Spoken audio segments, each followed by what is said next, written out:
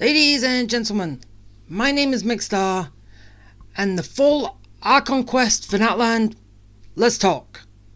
So, one thing I want to know first before I even get into anything is, why can't Hoyoverse make a cohesive,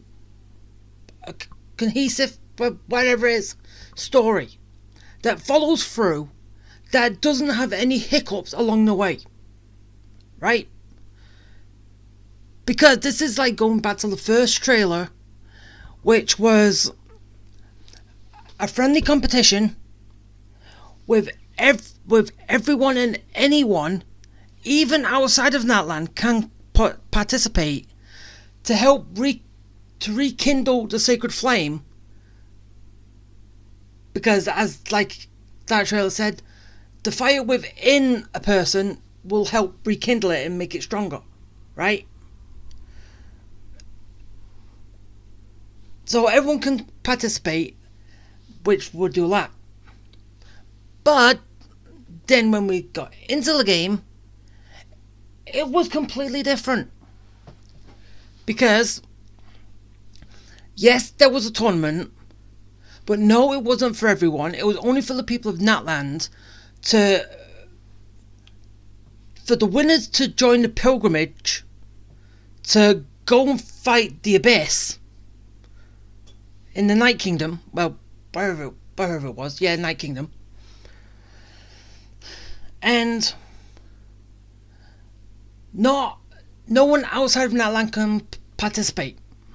So, yeah, what the hell was going on there? I really want to know. Why did they line up something and then go, fuck it, we'll do something else? What's the point? What's the point in saying one thing and then doing another? Yeah, but then following that, we learn a little more about what's going on. Like the hero names, and that there's only 4 at this moment in time. There was Milani, there was Kanich, there was Insan, I think the name is, correct me if I'm wrong, and Kachina. That's it. The 4 bearers of the hero ancient names, right? We have those. And then the whole fight, the whole competition goes on. Kachina wins so she can join the pilgrimage.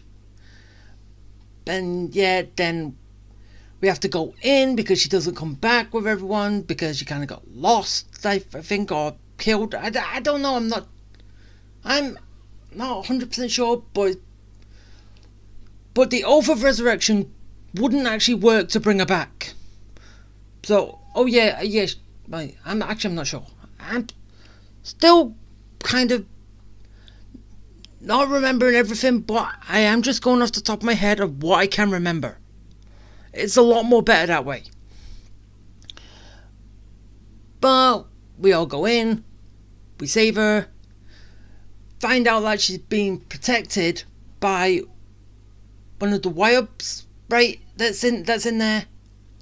I think the one that gave her ancient name, right? Then we got in there, we saved her, we got her out and all that. So, I know it's a little short and a little all that, but that is 5.0. And yes, I know I'm doing all of them, of what I can remember. So, yeah. Then we have 5.1, which, again, it goes off, but it doesn't go off from the trailer that come with it. It goes off from what we are told within the story in the Archon Quest, because Malika, whatever her name is, one of them, that Malika, yeah, that she needs the 6 bearers of the ancient names for a plan to help slow down or something, again, to do something with the ley lines, to I don't know, to try and stop, but not make a stopgap, but I don't know, I can't fully remember what was said, but she needed the 6 bearers of the ancient names, right? So, as I said, we already had the 4. Then we got Auron, right? Then we got Chaska, right? That's the 6, okay? That's the 6 bearers. And somewhere within that, if I remember correctly, Zilanen, I think, she said she was the bearer of an ancient name, I think. Or she just said she's got an ancient name like loads of people do. But I'm not... No, I think she said she has an ancient name. She bears an ancient name, but not a hero's ancient name, I think. So, yeah. And nothing to do with Citlali, right? Even though she was brought into in this. So, when we come to the end, well, yeah, I'm missing a load of things, like the whole big fight, because the Abyss coming, advancing a load of troops out, and Malika's plan hinges on the 6 bearers, right? But she does not. She uses the original 4, yes, but she also uses Citlali, and she also uses Zalonen, or whatever her name is. She uses them, along with the 4. She already had the 6 bearers. Why didn't she use all of them? Hey? Can anyone tell me that? Hey? Nope. No one can? Okay, so, as I said, that's another thing that went haywire, that should have been the 6 bearers, not 4 bearers and 2 other people that have ancient names. They're not hero ancient names, they're just ancient names in general. But then we have 5.2, which was just an interlude, which it wasn't really big, but it's the only one that actually made some sense. Because, yes, I know it was short, but it showed the aftermath for what we just went through in 5.1 to what is actually happening. Which is the only thing that I actually like, because it's the only thing that actually made sense. We had to help out, we checked on people and all that, and had to deal with a mother trying to bring her daughter back, but through someone else, through sort of like hypnosis in a way, I think. Whatever. But that's all that happened there. Yeah, I know it's not big, but it wasn't a big part anyway. And then we have the final part, which, okay, I do admit they did end good, but again, the only thing that I can gripe about. Well, actually, there's 2 things I can gripe about. The first one. Why did we have, or was told from when we got the pyro powers, that was a power that was already inside us? Hey, why? And I thought it would have been a hell of a lot better if we got it when we got our ancient name, Hope. Or Hermione. The ancient name Hermione, which means hope. I would have loved it. It would have made more sense if that is when we got it. Not saying, oh, you had the pyro power inside you all along. Now you can awaken it. Fuck off. That makes no sense.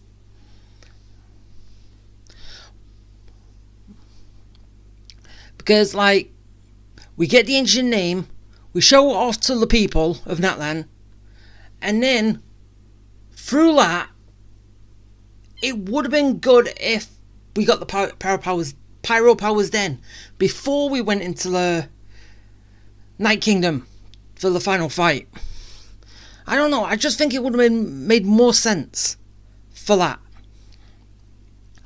And my second gripe was, as like I was saying, with the bearers of ancient hero names and the Wyub.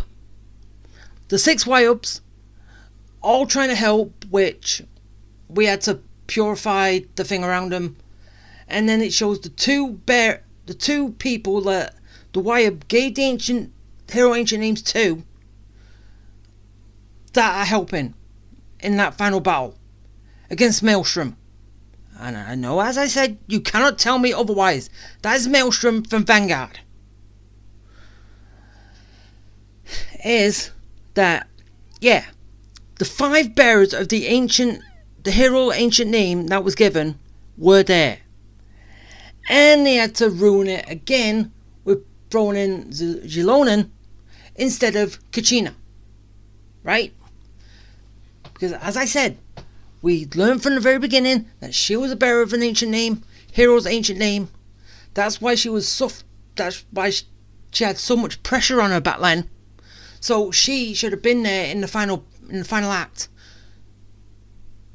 Because everyone else was, apart from her. Zilonen was in that spot. No. That doesn't make sense. But yeah, then we have the final act, which, yeah, I did like the fight. It was just that, well, I can't fully remember. I know I just basically done it, but still, I can't fully 100% sure that, did we actually drop Maelstrom's health down to 0? Or did we drop it down to about half, go into a cutscene, and then end it through, and then beat him through the cutscene? No, wait, actually no. We dropped him down to about a third, I think. Then we went to a cutscene, then we had the whole wire situation and all that. Then we dropped him down to about, I don't know, say about a 7th or an 8th, something like that. And then I think it ended. And then it ended it in a cutscene with the Traveller and Malika drawing out that big sword and finishing it. So, and yes, there was, I don't know if there was a no way of losing, as like they have done before, which you cannot drop below 1. But you do have that constant heal that you can have.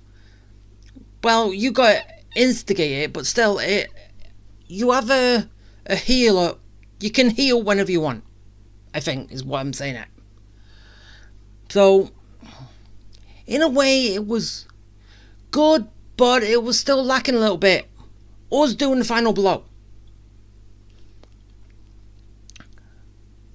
And then we bring it to the very end, which was basically the part where Malika was supposed to give up her life because of the deal that she made. But because of the captain, which should be Capitano, I do not know why they changed his name to the captain when his name was Capitano. That is what I heard. Why in the hell did they change it? Which, he's got a curse of immortality. He combines with the I don't know, that angel. So basically, she becomes, she's not going to die, right? And all the souls that the captain has been gathering with all his 500 years, he can finally now send them off to the ley lines and let them rest. So they don't have to dwell within him of something he did 500 years ago, so he could contain these, but I think it was for knowledge, but then he forgave the knowledge, sort of forsook them. I don't know what it's called. Got rid of that bit so he could hold more, so he could carry him on into the future to try and save him later, which he finally did. Yeah, I still can't. The Angel's death, or whatever it was, basically looking the red eyes in the sky. Yeah, that was kind of creepy. Well, I don't know about creepy, but it did seem a lot of, I don't know, intense moments. But yeah, we got that. And so with all that done, to wrap up at the very end, which was basically a big party for us because we came back alive, even though basically Mawika's supposed to be in there, but she didn't want to. So it was basically just a party for us. We was praised, given gifts, and then we went to honor the fallen, which basically to say they would never, people who fought in this war will never be forgotten, which I like that little touch at the end. So overall, it was good but not great, because as I said, there was a load of things that they threw in, didn't follow through with, and then try and tiptoe around it. But oh yeah, one more thing. As like I'm talking about with tiptoeing around stuff, the initial trailer from 5.0 before the whole thing started basically was placed at the very end. So we had the trailer of the end, but it's supposed to have been the trailer of the beginning, which kinda makes no sense, right? So yeah, missed opportunities, missed stuff, things going smoothly and all that, but yeah, as I said, it was good but not great, nowhere near perfect. But